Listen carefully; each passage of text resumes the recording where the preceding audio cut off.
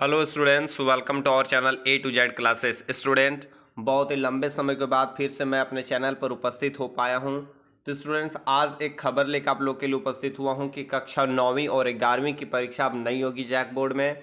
यह खबर हमें हिंदुस्तान न्यूज़ से मिली है और आपको बता दें, राज्य में पहले से ही 8वीं मतलब पहले कक्षा से लेकर 8वीं कक्षा तक की परीक्षाओं को कर दिया गया था, नहीं हो रही थी। तो उसी आधार पर अब कक्षा 9वीं और 11वीं की भी परीक्षाएं नहीं होगी।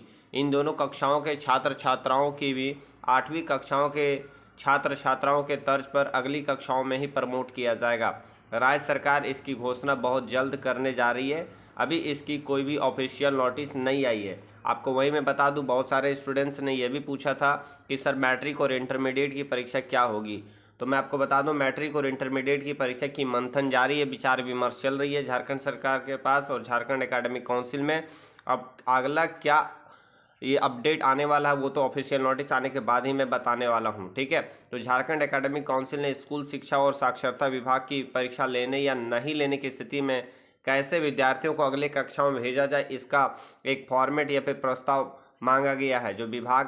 जो कि इसका प्रस्ताव स्कूली शिक्षा और साक्षरता विभाग को भेजा गया है। जैक ने मैट्रिक और इंटरमीडिएट की परीक्षा के छात्र को हित में बताया है, साथ ही प्राथमिकता के तौर पर परीक्षा लेने की बात कही है।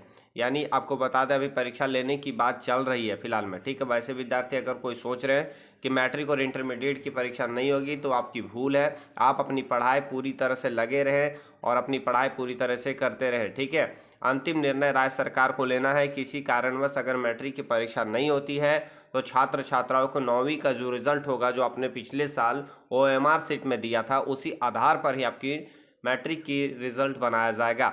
वहीं मैं अगर बात करूं 12वीं की, तो आपकी 11th क्लास में जो आपने दिया था एग्जाम OMR सीट में, उसी आधार पर आपकी 12वीं की रिजल्ट बनेगी अगर परीक्षा नहीं होती है तो, ठीक है। वहीं मैं बात करूं 2020 के नवंबर में मैट्रिक की और परीक्षा के संशोधित सिलेबस जारी किया गया था, जो 21 दिसंबर से अभिभावकों की सहमति पर उन्हें स्कूल में बुलाया गया था। इस दौरान ना तो उनकी मिड टर्म परीक्षा ली गई और ना ही किसी प्रकार का स्कूल स्तर पर टेस्ट हुआ, ठीक है। ऐसे में मैट्रिक की परीक्षा लेने या फिर से 9वीं के रिजल्ट के आधार पर परिणाम जारी करने का ही एकमात्र विकल्प बचा है, क्योंकि ना तो प्री बोर्ड हुआ था, ना तो मिड टर्म एग्जाम हुआ था जिससे बच्चे का एनालिसिस किया जाए कि इसका तैयारी कर सकते हो। तो आधार आपका 9वीं ही बनने वाला और 11th क्लास ही बनने वाला, इसी आधार पर ही आपका रिजल्ट बनेगा अगर सपोज दैट एग्ज़ाम नहीं होता है तो, और ठीक है। वही बात करूँ मैं, झारखंड सरकार दूसरे राज्य के बोर्ड पर भी नज़र बनाएगी कि दूसरा जो बोर्ड है, चाहे मैं बात करूँ किसी और स्टेट की बोर्ड पर, तो वो किस प्रकार से बच्चों को अगले क्लास में प्रमोट कर रही है, इस पर भी नज़र बनाया हुआ, ताकि अगर किसी का विकल्प अगर इनको अच्छा लगता है